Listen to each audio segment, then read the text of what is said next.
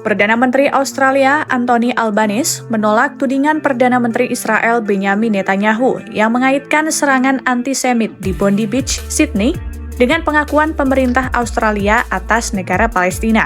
Dalam laporan The Guardian, Albanese ditanya soal kaitan antara pengakuan Palestina dan penembakan di Bondi Beach. Lalu ia menjawab, "Tidak, saya tidak menerimanya."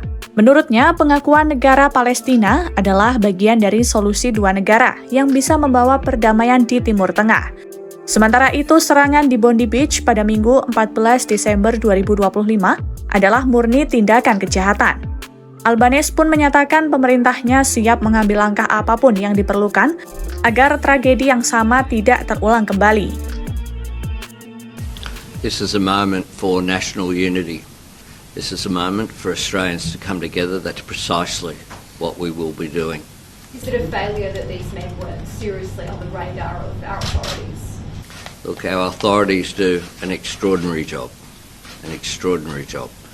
As Commissioner Lanyon has said, investigations have already made some progress. The fact that there were raids on the home in Bonnyrigg and at Campsie last night. We will continue to provide every resource possible to the AFP and as well to our intelligence and security agencies.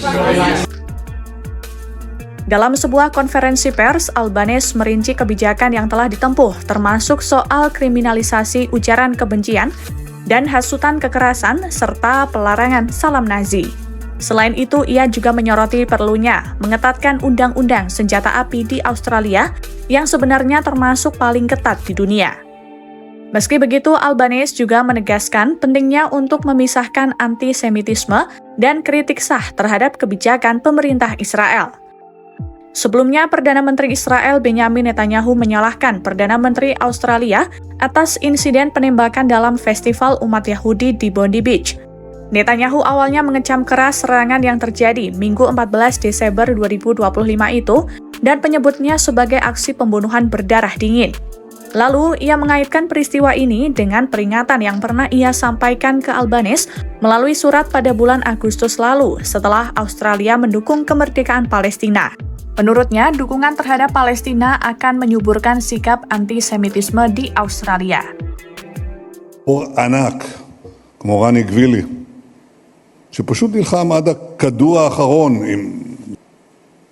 גם היום מנסים לרצוח, ולצערנו גם היום הצליחו לרצוח יהודים, טבחו ביהודים בסידני שבאוסטרליה. אני כתבתי לפני 4 חודשים מכתב לראש ממשלת אוסטרליה, אמרתי לו, המדיניות שלך מעודדת טרור, היא מעודדת אנטישמיות. אתה קורא למדינה פלסטינית ואתה נותן בעצם פרס לחמאס על הטבח הנורא שהם ביצעו בנו ב-7 באוקטובר. אני לא שוכח את זה. Dalam pernyataannya itu, Netanyahu turut menuding pemerintahan Albanese tidak melakukan apapun untuk mencegah aksi-aksi antisemit di Australia. Netanyahu menilai jika hal tersebut dibiarkan, maka akan muncul aksi teror yang lebih banyak. Tragedi penembakan massal di Bondi Beach, Australia menewaskan sedikitnya 15 orang dan melukai puluhan lainnya. 2 terduga pelaku merupakan satu anggota keluarga, yakni ayah berusia 50 tahun dan anaknya yang berumur 24 tahun. Diketahui bahwa pelaku memiliki 6 senjata yang terdaftar secara legal, sehingga kejadian ini memicu perdebatan soal kepemilikan senjata api di Australia.